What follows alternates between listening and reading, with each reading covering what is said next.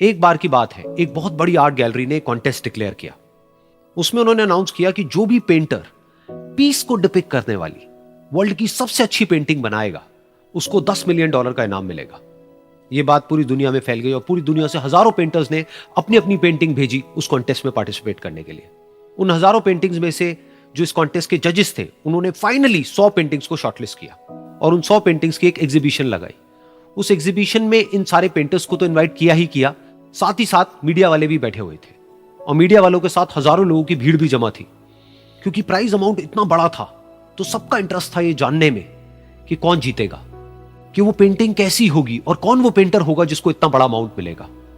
Finally वो दिन आ ही गया। वहां पर सारी ही पेंटिंग्स देखने लायक थी और एक से बढ़कर एक थी। उसमें से कुछ पेंटिंग्स थी जहां पर सबसे ज्यादा भीड़ थी। जैसे एक पेंटिंग थी जहां पर एक बिल्कुल साफ पानी की नदी बह रही थी, जिसके पीछे कुछ पहाड़ थे, उसके ऊपर बर्फ जमी हुई थी और पीछे से सनराइज हो रहा था। एक और पेंटिंग थी जहां पर पेंटर ने पीस को डिपिक्ट किया था फुल मून नाइट के थ्रू, यानी कि एक बिल्कुल पीसफुल लेक थी जिसका पानी बिल्कुल स्टिल था, इतना स्टिल कि उसके अंदर आप रिफ्लेक्शन देख सकते थे आसपास में जो भी कुछ था उसका, बिल्कुल एक मिरर की तरह। और बिल्कुल डार्क आसमान में कुछ तारे चमक रहे थे और एक चांद चमक रहा था। उसके अलावा एक पेंटिंग थी जिसमें बिल्कुल सफेद बादल थे, नीला आसमान था और बिल्कुल हरी हरी घास थी। यानी कि सारी ही पेंटिंग्स ऐसी जिसको देख करके ही मन शांत हो जाए।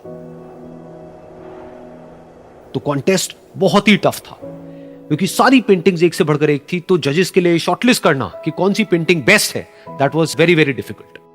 लेकिन वो मोमेंट आ ही गया जब जजेस ने अपना माइंड मेकअप कर लिया और एक पेंटिंग को इन सारी पेंटिंग्स में से सिलेक्ट कर लिया और उस पेंटिंग को एक बड़े से कर्टेन के पीछे रख दिया। सामने वो सारे पेंटर्स बैठे हुए थे, मीडिया वाले थे और हजारों लोगों की भीड़ थी। सबकी क्यूरियोसिटी बढ़ती चली जा रही थी क्योंकि अमाउंट बहुत बड़ा था। लेकिन जैसे ही वो पर्दा हटा और सामने से सबने उस पेंटिंग को देखा तो सब हैरान रह गए। सब एक दूसरे की शक्ल देखने लगे। किसी को कुछ समझ नहीं आ रहा था कि एक्चुअल में हो क्या रहा है, क्योंकि वो पेंटिंग जो वहां पर दिख रही थी वो दूर दूर तक शांति को डिपिक्ट नहीं कर रही थी। तो सबको लगा कि शायद उस आर्ट गैलरी से कोई गलती हुई है या जजेस से कोई गलती हुई है और किसी गलत पेंटिंग को वहां पे रख दिया है। तो कुछ पेंटर्स एक साथ गए, जाकर के उस आर्ट गैलरी के ओनर से मिले और जाकर के उससे पूछा कि क्या ये कोई गलती है, गलती से कहीं कोई गलत पेंटिंग तो आपने वहां पे नहीं रख दी है।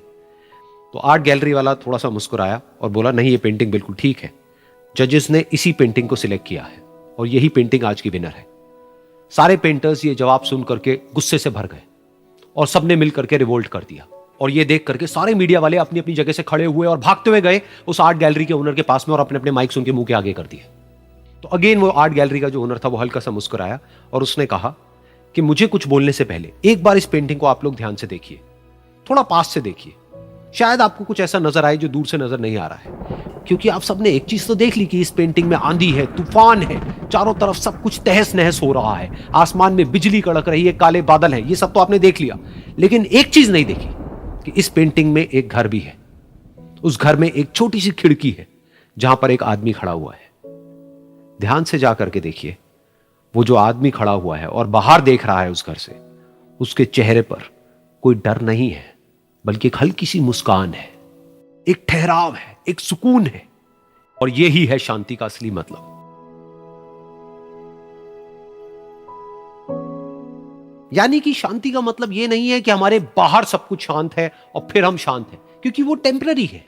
असली शांति का मतलब यह है कि हमारे बाहर चाहे जो कुछ भी हो रहा हो, हम अंदर से पूरी तरह से शांत हैं, हमारा मन शांत है। क्योंकि जिसका मन शांत नहीं है उसको चाहे आप कितनी भी सुंदर से सुंदर जगह पर ले जाकर के बिठा दो, वो वहां पर भी जाकर के दुखी ही रहेगा।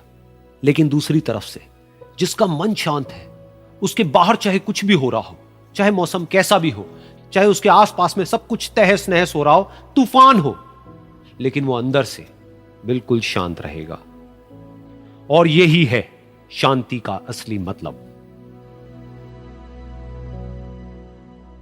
बार की बात है, एक बहुत बड़ा नेता एक साधु के छोटे से आश्रम में गया, क्योंकि उसने बहुत सुना था उस साधु के बारे में और उसके मन में आया कि मैं एक बार जाकर के देखता हूं कि लोग इतनी तारीफ क्यों करते हैं उसकी।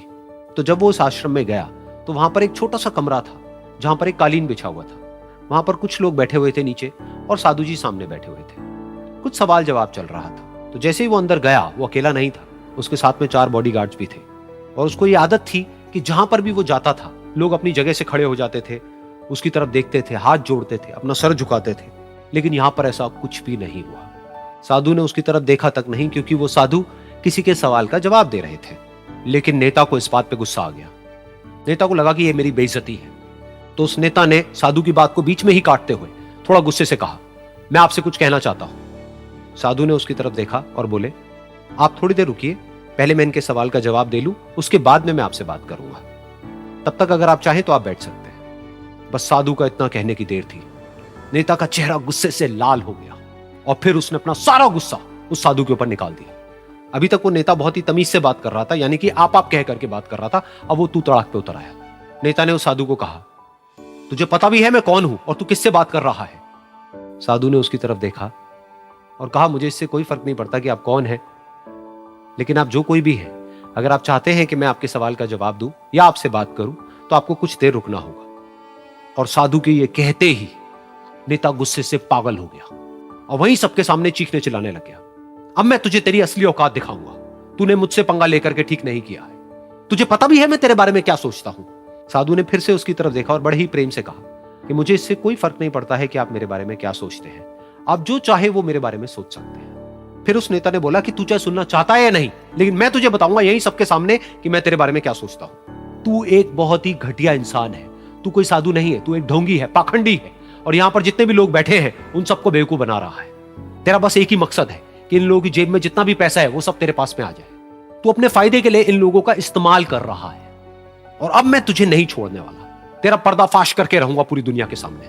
लेकिन उसके इतना बोलने के बाद भी उस साधु के चेहरे पर हल्की सी मुस्कान बनी ही रही। ये देखकर वो और तिल मिला गया और उसने कहा, अब बहुत हुआ, अब मैं यहां एक मिनट भी नहीं रुकने वाला। लेकिन अभी भी तेरे पास में मौका है। अगर मुझसे माफी मांगनी है या मुझसे कुछ कहना है तो कह सकता है।